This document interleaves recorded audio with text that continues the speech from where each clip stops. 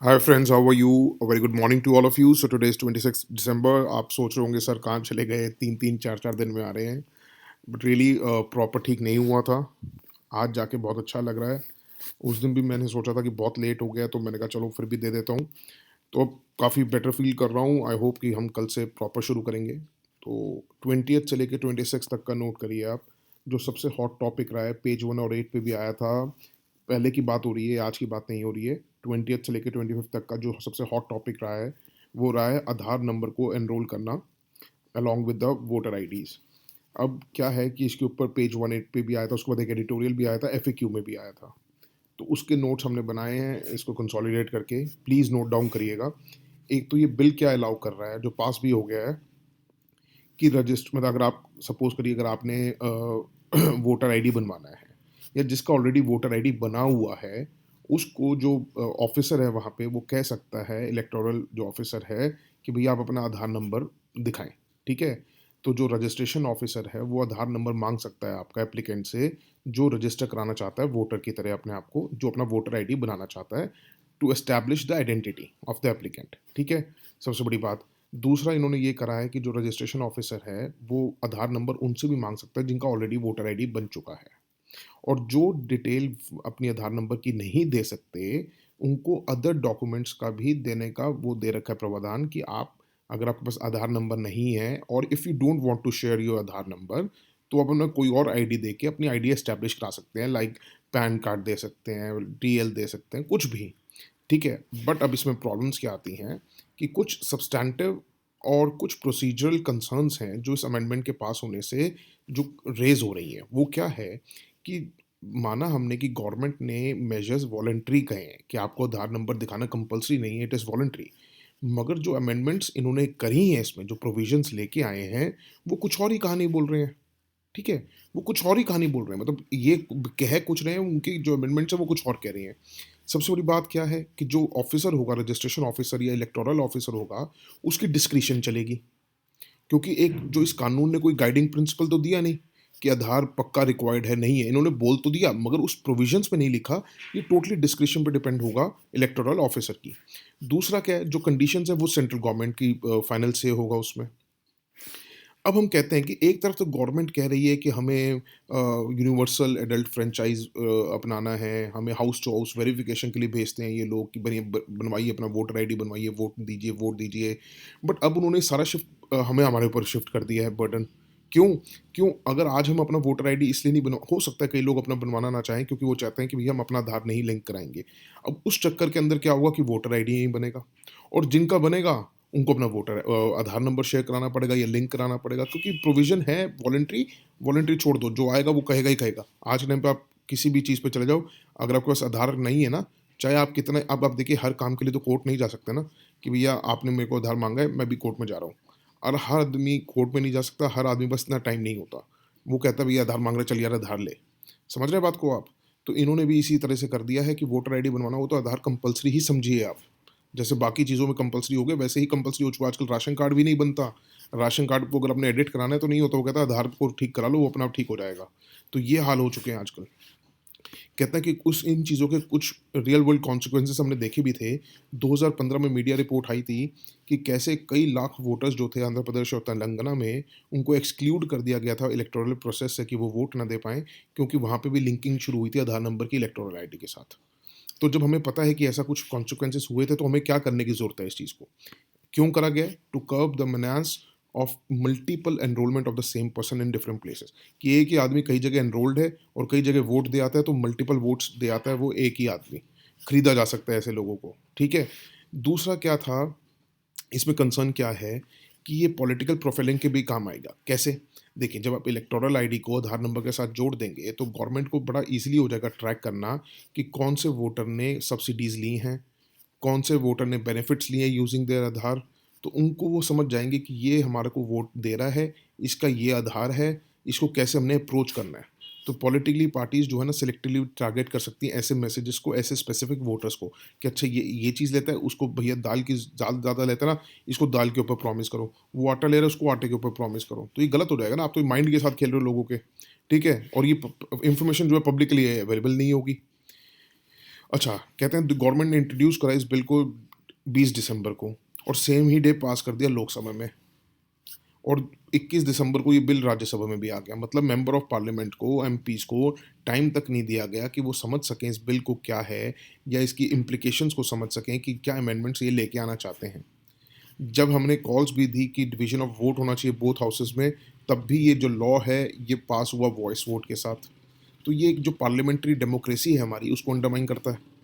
और जब एक वर्थ क्वेश्चनिंग एक सबसे बड़ी ये है कि जो आधार को जब ये इन्होंने मनी बिल लाके इनको पास किया था, तो जो सुप्रीम कोर्ट था उसने ये कहा था कि आधार को इसलिए हम मान सकते हैं क्योंकि ये वेलफेयर पर्पस के लिए है। ठीक है? कि इसका जो यूज़ होगा आधार का वेलफेयर पर्पस के लिए होगा। ये अपहेल्ड था सुप्रीम कोर्ट ऑफ इंडिया की आधार जो जजमेंट आई थी उसमें उन्होंने ये कहा था ये वेलफेयर पर्पस के लिए यूज़ होगा। तो इसमें कहाँ से वेलफेयर आ रहा है जो इसको इससे कनेक्ट करा जा रहा है? आधार को कंपल्सरी सिर्फ़ उन्हीं जगह पे किया गया था जहाँ पे कुछ वेलफेयर हो रहा है। तो बाकी जगह पे इन्होंने कहा था कंपल्सरी नहीं होगा आधार नंबर। अब ये तो वेलफेयर से कनेक्टेड नहीं है ना वोटर आईडी। अब और भी कुछ प्रोविजंस हैं इसमें अमेंडमेंट्स में, जैसे अब 4 क्वालिफाइंग डेट्स होंगी for eligible people to registered voters.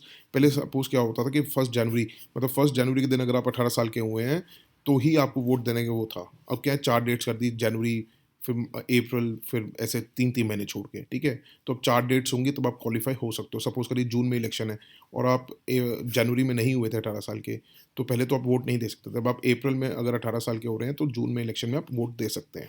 ठीक है? एक इन्होंने वर्ड रिप्लेस किया वाइफ़ का विद स्पाउस, ठीक है? ताकि जेंडर न्यूट्रल बना दिया जाए। ये था आज तक का। आज का क्या है देखते हैं 26 दिसंबर की न्यूज़। एक तो पेज 7 पे आया था जो अरुणाचल प्रदेश के मिनिस्टर हैं उन्होंने कहा है, क्योंकि आप देख रहे होंगे काफ़ी चल रहा है कि first war of independence was not क्या नाम है जो ये 1857 वाला हुआ था, जो कई लोग कहते हैं कि हमारे स्टेट का था, हमारे उधर का साइड का था, तो ये बहुत इंपॉर्टेंट हो जाता है। It is very important to know our history, our India history. सबसे बड़ी बात लगा चलिएगा इसमें रीजनल ना देखिए, एक इंडिया की हिस्ट्री को हमें पता होना चाहिए। और दूसरा मैं देख रहा हूँ कि काफ़ी टाइम से क्वेश्चंस भी आउट ऑफ द बॉक्स आ रहे हैं कि जो डिफरेंट डिफरेंट पार्ट्स की जो हमारे एनसीईआरटीज़ में नॉर्मली नहीं मिलती हैं, तो इसलिए वो चाहते हैं कि आप अपना स्कोप जो है, अपना माइंड जो है ब्रॉडन करें और हर चीज़ को इंक्लूड करने की कोशिश करें।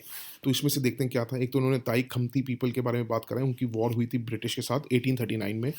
ताई खमती पीपल क्या है, फॉलो क्या करते हैं, थेरावाडा बुद्धिज़्म फॉलो करते हैं। 1 लाख के करीब इनकी पॉपुलेशन है आज के टाइम पे। कहाँ रहते हैं? अरुणाचल प्रदेश, और कुछ लोग रहते हैं असम में। ताई खमती की अपनी एक स्क्रिप्ट है जिसको लिक ताई कहा जाता है, जो शान ताई स्क्रिप्ट ऑफ म्यांमार से ओरिजिनेट हुई है। ठीक है? और भी उन्होंने वॉर्स की बात करी, एक तो एंग्लो अबोर वॉर की बात करी है जो 1858 से 1911 तक चला था, और एक बंचो ब्रिटिश वॉर की बात करी है जो 1875 में हुआ था। आपसे पूछ सकते हैं अबोर्स जो हैं आजकल क्या क्या बोले जाते हैं या कहाँ रहते हैं, तो अबोर्स नाउ कॉल्ड अदीस, वो रहते हैं अरुणाचल प्रदेश, सेंट्रल अरुणाचल प्रदेश में। और जो वांचोज़ हैं वो southern part of the state में रहते हैं। ये इंपॉर्टेंट है, याद रखिएगा। एक पेज 1 और 7 पे आपने देखोगे एक लाडो पंचायत हुई है मेरठ में लड़कियों की, जिसमें उन्होंने कहा है कि वुमेन उन लोगों को वोट नहीं देगी जो लोग बिल के खिलाफ हैं, जो prohibition of child marriage bill है, जिसमें लड़कियों की उम्र 18 से 21 साल करने का प्रावधान है कि हम 18 से 21 साल कर देते हैं कि उससे पहले की शादी इलीगल होगी। तो ये जब हमने पिछली बार के लेक्चर में हमने पूरा का पूरा आपको बताया था इस बिल को लेके, तो वहाँ पे आप ये एग्जाम्पल दीजिएगा, बहुत अच्छा लगेगा आपको, इंप्रेशन अच्छा पड़ेगा। एक पेज 12 पे था जेम्स वेब स्पेस टेलीस्कोप, जो आपसे क्या-क्या पूछ सकते हैं इसमें वो ही नोट्स बनाए हैं। किस रॉकेट में गया ये पूछ सकते हैं, कौन से स्पेस स्टेशन से गया है, तो एरियन 5 से गया है, कोरू स्पेस स्टेशन है फ्रेंच गुयाना में, वहाँ से गया है। इसका जो ऑर्बिट होगा वो बहुत फादर होगा क्योंकि एक पहले ही हमने स्पेस टेलीस्कोप भेजा हुआ है हबल, उसका ऑर्बिट जो है और इसका ऑर्बिट बहुत मतलब ये उससे भी दूर जा रहा है, ठीक है? और ये सिंस 1990 हबल स्पेस टेलीस्कोप है। अब हम ये जेम्स वेब स्पेस टेलीस्कोप भेज रहे हैं और ये हबल से भी दूर जाएगा। लोकेशन कहाँ पे जा रहा है, जहाँ पे ये वेब ऑर्बिट जा रहा है वो जा रहा है लैग्रेंजे 2 पॉइंट पे। अब ये सारा बताता हूँ, लैग्रेंजे 2 पॉइंट पे जा रहा है। क्यों इस जगह को इंक्लूड करा है इन्होंने, मतलब चूज़ किया है, इसलिए किया है क्योंकि अर्थ, सन और मून जो है all the same side of the sun, जो ये अपनी सन शील्ड लगा रहे होंगे, तो उस सन शील्ड से अर्थ, सन और मून तीनों एक ही डायरेक्शन में आ जाएंगे। लैग्रेंजे पॉइंट्स क्या होते हैं, बहुत इंपॉर्टेंट होता है आपके लिए।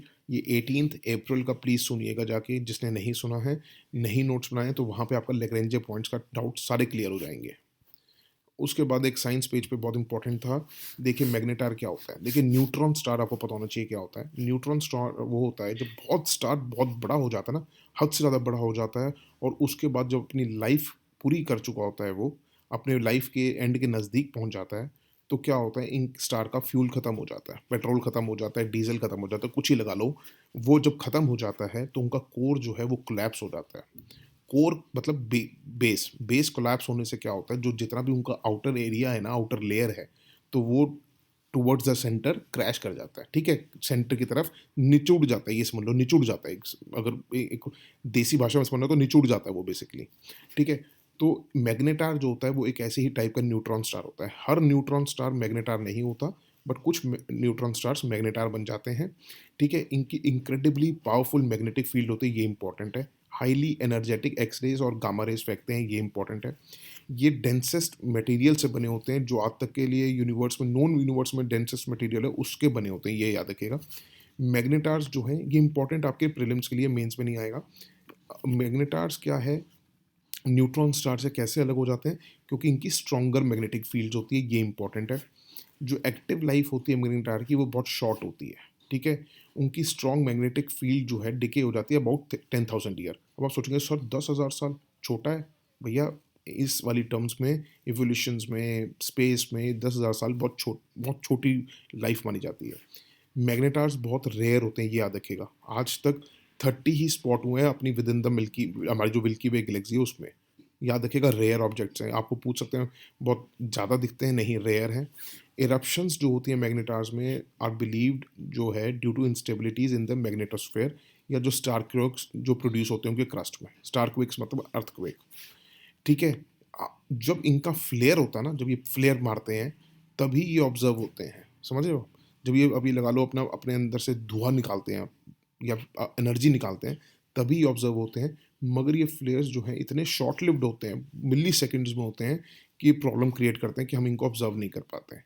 और इनका जो फ्लेयर है ना वो इतनी एनर्जी फेंकता है 1 सेकेंड के 10वें हिस्से के अंदर, कि जितना हमारा जो सन है वो 1 लाख साल में फेंके।